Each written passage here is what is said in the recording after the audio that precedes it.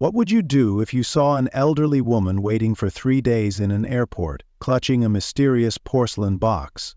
When security decided to step in, what they uncovered left everyone stunned, and it's something you won't believe until you see it.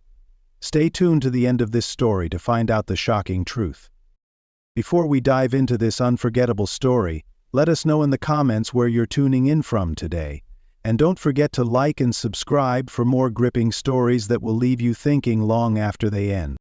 The morning sun crept over the horizon, spilling golden light through the massive glass windows of Lakeside International Airport, illuminating the polished floors and casting long streaks of warmth across the terminal. Cliff Monroe, a 34-year-old security officer, strode through the arrivals hall, his black and blue uniform neatly pressed, and his cap resting perfectly on his head. "Hi," Monroe said, extending a hand to shake his opponent. "I'm Tarin." He had been working at the airport for almost 10 years, and what once felt like an exciting career had turned into a routine of predictable problems and fleeting encounters. Travelers streamed through the terminal, their footsteps blending into a steady rhythm. Business people in tailored suits hurried by with their phones glued to their ears. Families struggled with restless children as they juggled suitcases and snacks. Exhausted travelers clutched steaming cups of coffee, their eyes betraying the weariness of long-haul flights. To Cliff, it was all part of the same endless cycle of arrivals and departures, faces that blurred together, and stories that never stayed long enough to be told. As he scanned the bustling crowd, his eyes landed on someone who stood out from the sea of motion. A woman. Elderly, perhaps in her late 70s, she sat alone on a bench near the arrivals area. Her presence was striking, not because she was unusual or extravagant, but because she was perfectly still in a place that was always in motion. She wore a long, deep blue coat that hung neatly over her small frame, and her silver hair was pinned carefully into place. Her posture, though touched by age, remained upright and dignified. Resting on her lap was a small porcelain box, its lid adorned with delicate hand-painted flowers. Next to her was an overnight bag, small and tidy, with a blanket folded neatly over the handle. Her eyes, calm but searching, moved slowly across the crowd. There was an air of anticipation about her, a quiet expectation that tugged at Cliff's attention. It wasn't unusual for people to wait at the airport for loved ones, but something about her struck him as different. She didn't have the distracted urgency of most passengers, nor the impatient energy of someone waiting for a delayed flight. She was waiting, yes, but with a kind of calm determination that was difficult to ignore. Cliff paused, trying to place the feeling she gave him. Was it her stillness? Her careful composure? Or the way her hands rested protectively over the porcelain box in her lap, as if it contained something precious? Before he could decide, the woman glanced up and met his eyes. Her gaze was warm but direct, and after a moment's hesitation she raised her hand slightly, a gentle, deliberate gesture that beckoned him over. Cliff hesitated only briefly before walking toward her, and saw an aging man wearing a denim jacket sit on the bench near her. "Good morning, ma'am," he said, his tone polite but professional. "Is there something I can help you with?" The woman smiled faintly. "Yes, thank you. I wonder if you might be able to tell me when Flight 278 is scheduled to arrive." Cliff blinked. Flight schedules weren't part of his security duties, but her voice, steady, soft, and with a faint accent he couldn't quite place, held a quiet urgency that made him want to help. "I'm afraid I don't have that information, ma'am," he replied. "But the arrivals board over there," he pointed toward the large digital screen across the terminal, "should have the times listed." She followed his gesture with her eyes, nodding slowly. "Of course," she said. "Thank you." Her hand shifted, fingers lightly brushing the lid of the porcelain box as if to steady herself. "I wouldn't want to miss it. It's very important." Cliff nodded. "I hope you find who you're waiting for, ma'am. Let me know if there's anything else I can do to help." Her faint smile returned. "You've been very kind already, thank you." As Cliff walked away, he couldn't help but glance back. The woman had turned her attention back to the crowd, her eyes scanning the faces with quiet determination. Something about her lingered in his thoughts, her composure, her quiet dignity, or perhaps the way she held the box so carefully. The day carried on as usual. Cliff handled the minor conflicts and routine incidents that came with airport security: misplaced luggage, confused passengers, and the occasional impatient outburst. By the time his shift ended, he was looking forward to the quiet reprieve of home. Yet as he walked through the terminal on his way out, he found his gaze drawn once more to the bench where the woman had been sitting. She was still there. The sight made Cliff pause in his tracks. The porcelain box was still cradled in her lap, her overnight bag resting untouched by her side. She hadn't moved, it seemed, since the morning. Her eyes continued to sweep the thinning crowd, though there was now a weariness in her posture that hadn't been there before. The light in her eyes, so full of anticipation earlier, seemed dimmer, though the determination remained. Cliff hesitated, unsure whether to approach. Finally, he called out gently, "Ma'am, have you been able to find the person you were waiting for?" The woman turned her head slowly, her expression soft but tired. "Not yet," she said quietly. Her voice carried a faint tremor now, a crack in the calm exterior she had maintained all day. "But she'll be here. I'm certain of it." Cliff felt a pang of concern. "Are you sure everything's okay? I can ask one of the staff to check the flight schedule for you." The woman shook her head and offered a small, reassuring smile. "Thank you, young man, but I'm fine. I'll just wait a little longer."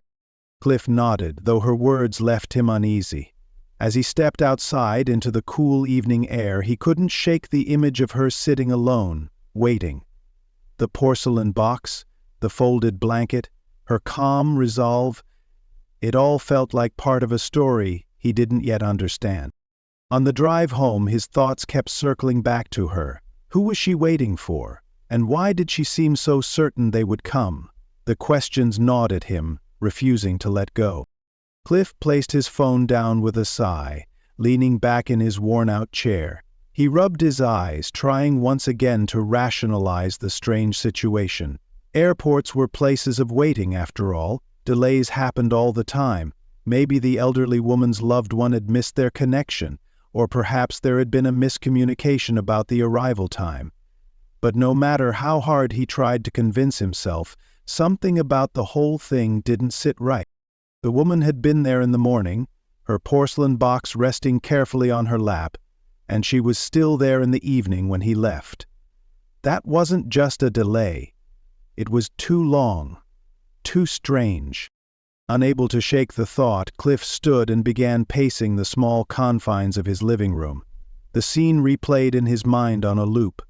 The careful way she held the box, the soft, polite way she spoke, the hope in her eyes that seemed to mask a deeper sadness. Who was she waiting for, and why hadn't they arrived?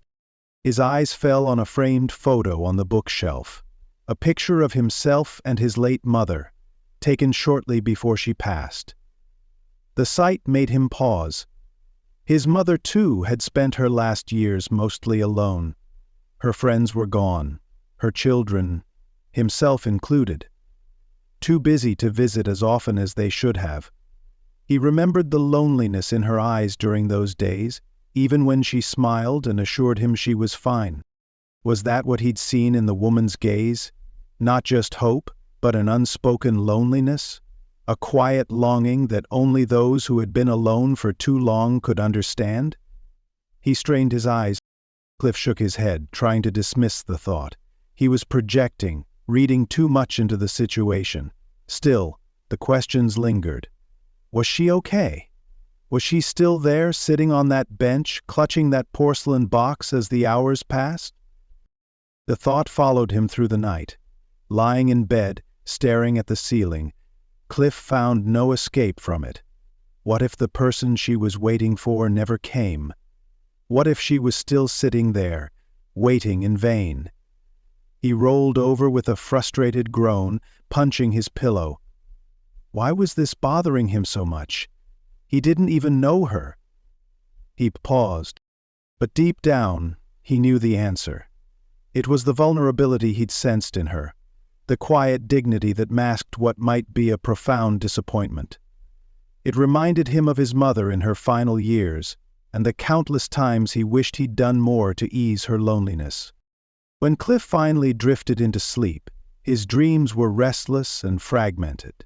He dreamed of airport terminals bathed in harsh fluorescent light, empty benches stretching endlessly, and the elderly woman sitting alone with her porcelain box. In the dream, he tried to reach her, but the distance between them only grew, no matter how fast he ran.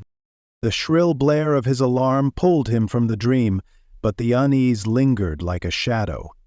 As he dressed for his shift, he made a silent decision. Today, he would find out what was going on. He owed it to himself, and to her, to understand the truth. The morning air was crisp as Cliff arrived at Lakeside International Airport earlier than usual. The terminal was quiet, populated only by the earliest travelers and the night shift staff preparing to clock out. The emptiness felt surreal, amplifying his sense of purpose as he made his way toward the arrivals hall. As he neared the bench where the elderly woman had been sitting the day before, his heart quickened. Even from a distance, he could see her figure, still there, still waiting. When Cliff got closer, the scene made his chest tighten. The porcelain box was still cradled in her lap, her hands gently resting on it as though guarding something precious. Her overnight bag remained untouched at her side, and the blanket was folded just as neatly as it had been the day before. But there were differences now. Subtle, but telling. The energy of anticipation replaced by wariness. Her eyes, though still scanning the sparse crowd, held a heavier sadness. The once pristine blue coat showed creases, and her silver hair, carefully pinned the day before, had started to come loose. Cliff approached slowly, unsure how to begin. He didn't want to alarm her, but his concern overpowered his hesitation. "Good morning, ma'am," he said softly. She looked up at him, recognition flashing in her eyes. "Ah, good morning," she replied, her voice as calm and polite as ever. "I hope you don't mind me asking," Cliff began carefully, "but are you all right? You've been here for quite a while. Is there anything I can help you with?" Her face softened at his concern, though there was a flicker of embarrassment in her expression. Then took a more direct approach. She said quickly, "Ma'am, thank you, young man. I mean no offense, you've been very kind. I couldn't help noticing you've been here since yesterday. Have you eaten anything? Or is there someone I can call for you?" For the first time, her composure faltered slightly. She glanced at the porcelain box in her lap, her fingers tightening around its edges.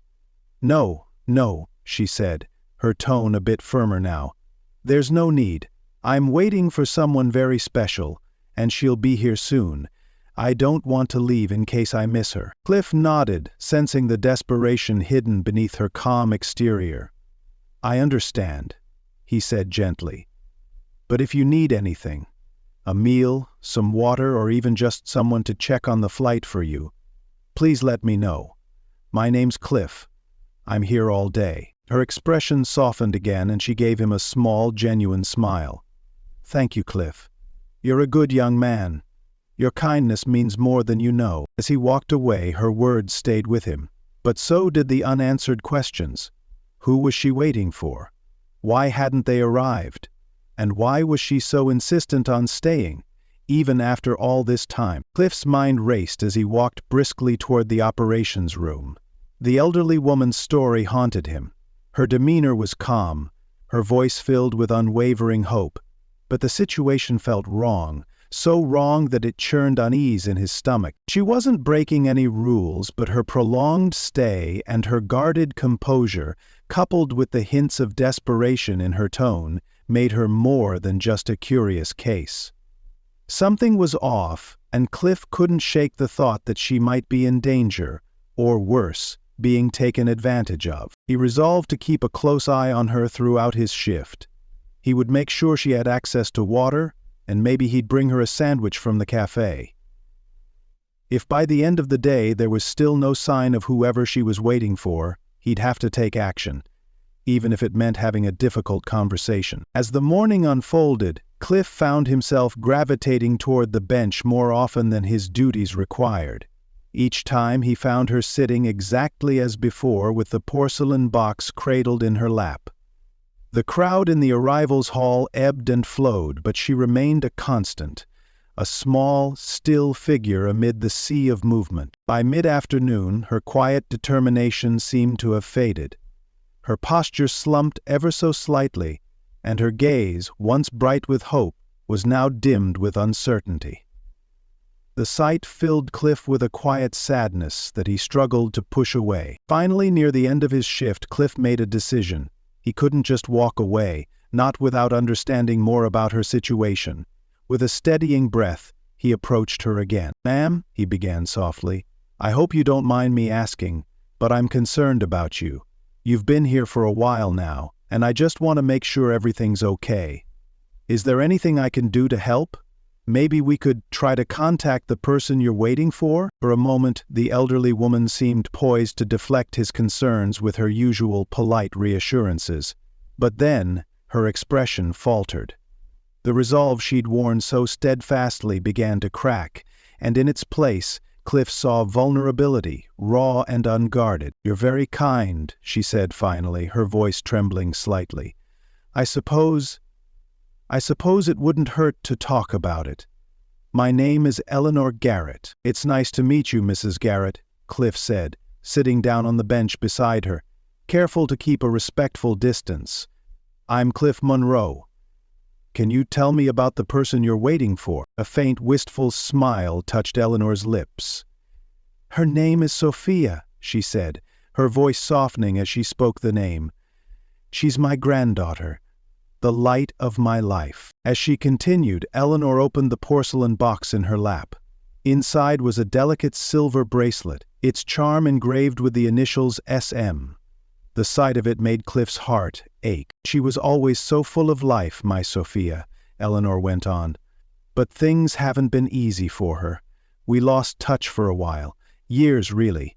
But then, out of the blue, she reached out to me, said she needed my help." Her eyes glistened with unshed tears. "She told me she was coming home, that she'd be here." Cliff's unease deepened. When was she supposed to arrive? Eleanor hesitated. 2 days ago, she admitted. But there were complications with her flight. She said there was a delay and that she needed money to rebook her ticket. I sent it to her right away. She promised she'd be here as soon as she could. The alarm bells in Cliff's mind grew louder. "Ma'am," he asked carefully, "how much money did you send her?" Eleanor's voice wavered. "Everything I had," she said. "It doesn't matter. None of it matters. If it means I can see her again." Cliff's chest tightened. He had encountered stories like this before. Scammers preying on the vulnerable, exploiting their love and hope for personal gain. The signs were all there. But telling Eleanor the truth would mean shattering her world. Before he could respond, Eleanor's phone buzzed. Her eyes lit up as she picked it up and read the message. "It's Sophia," she exclaimed. "She says she's landed and will meet me at the exit in 10 minutes. Cliff's stomach sank. He could feel the cruel twist of the situation unfurling before him, but he knew he had to act.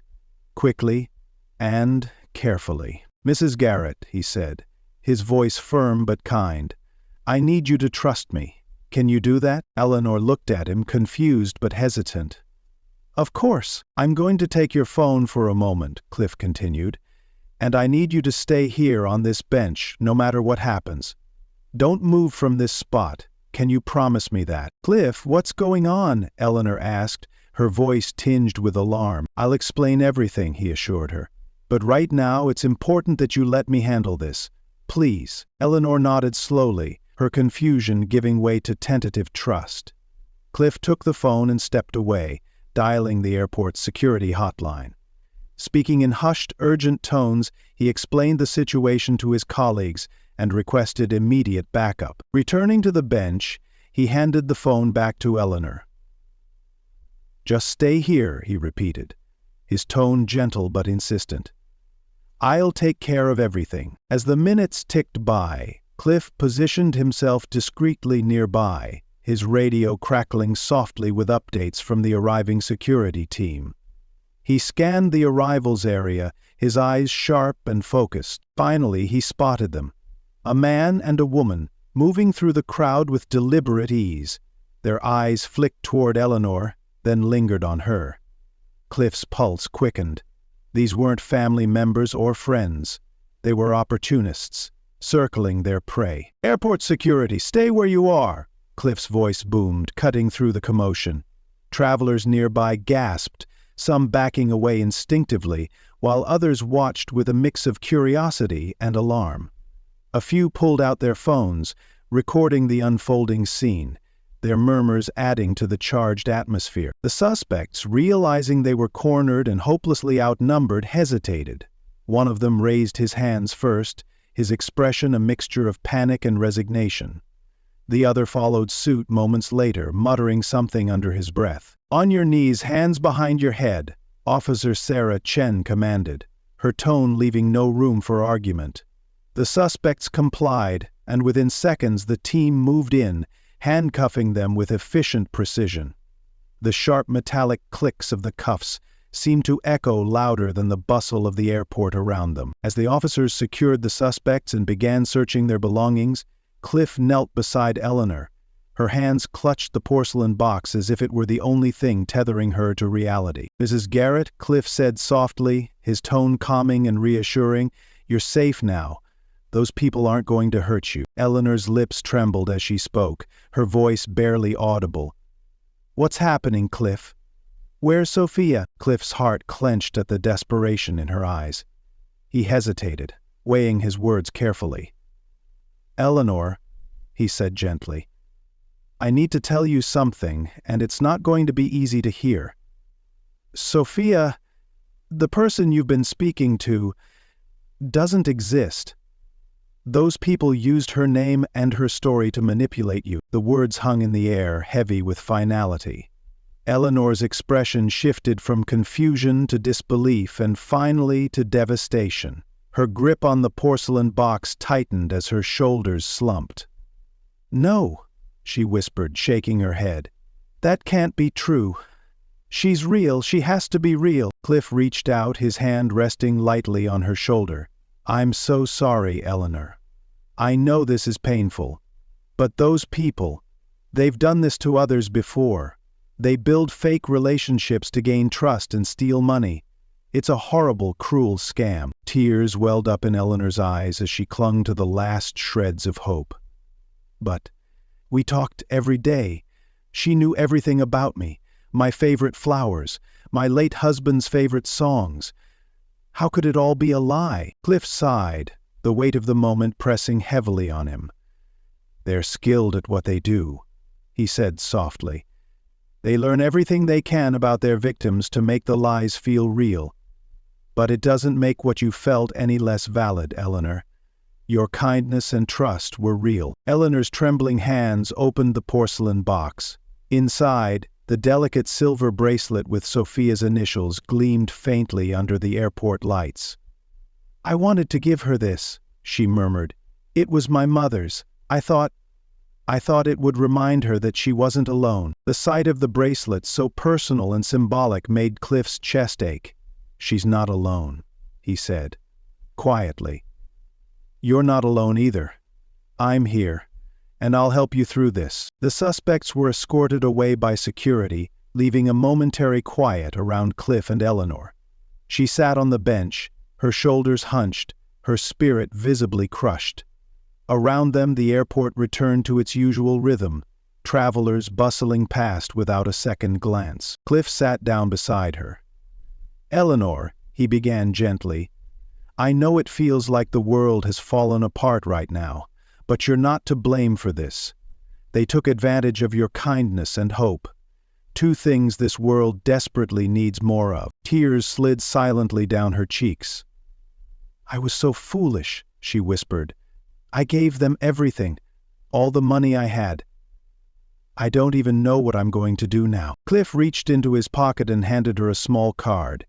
"Here's my number. If you ever need anything, a ride, someone to talk to, or help with the authorities, you call me.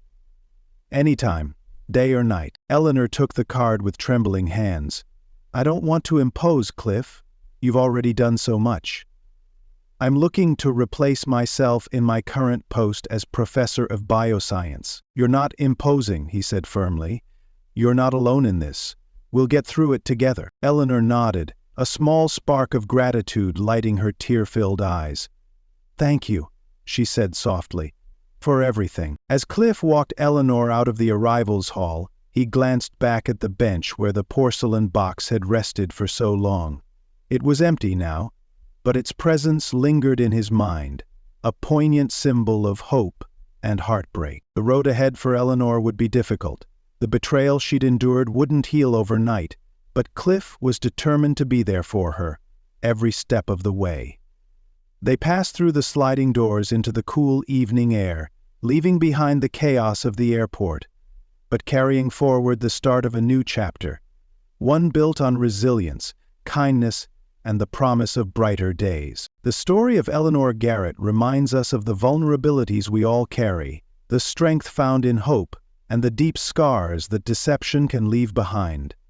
In a world increasingly connected, yet often isolating, scams like these prey on our human need for love, trust, and connection. But even in the darkest moments, there is light to be found.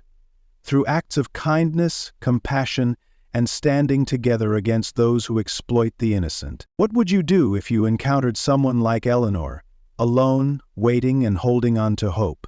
How can we, as individuals and a community, protect the vulnerable while fostering a world where trust and kindness prevail? Let this story inspire you to check in on those around you, family, friends, and even strangers. If you suspect someone may be in a similar situation, don't hesitate to step in and offer help. Share this story to raise awareness about scams and the importance of vigilance. And if this story moved you, don't forget to like, subscribe, and hit the notification bell to stay updated on more stories that spark reflection and inspire action. Together, we can create a safer, more compassionate world where no one has to face heartbreak alone.